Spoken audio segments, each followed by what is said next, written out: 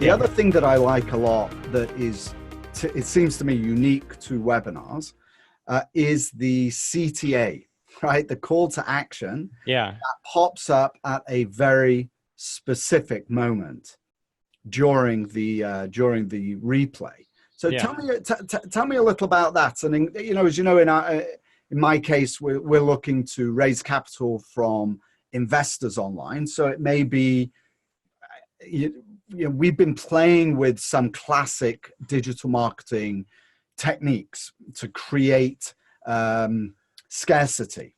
Yeah. So for example, we'll put a deadline on a 10% pref, for example, 10% preferred return. And by the end, once we've sold 10 million of that, then it's down to 8%, right? And that's, we're going to always shut that down on Saturday or whatever it happens to be. So we create that. But how does that work? How did the CTA, timing of the CTA popping up work in a webinar? I mean, they work really well. I mean, for live webinars, you can send a call to action at any specific point. Typically, you'd send it at the time that you're making the offer for a live webinar. And for an automated webinar that's pre-recorded, you can schedule it to show up when you're also in that video making that offer. So you can show it.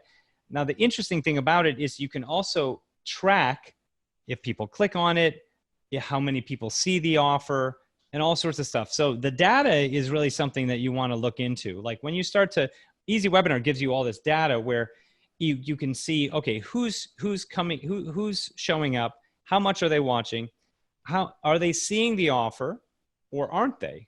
Typically, a lot of times people will throw away their entire webinar because of the problem of no sales. But no sales can oftentimes be because someone's not seeing the offer. So it could be that you may open up the offer earlier. Maybe you have to create an expectation for reasons why do they need to stick and stay to the very end of the webinar.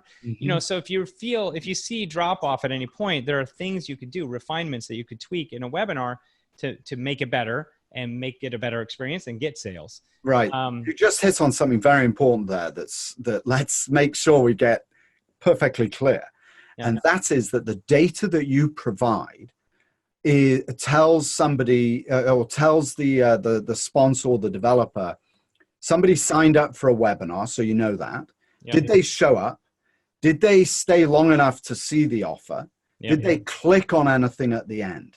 And then depending on how they behave and that data, you can then automatically send other emails to them, right? So somebody that stays all the way to the end but doesn't click through to sign up, right?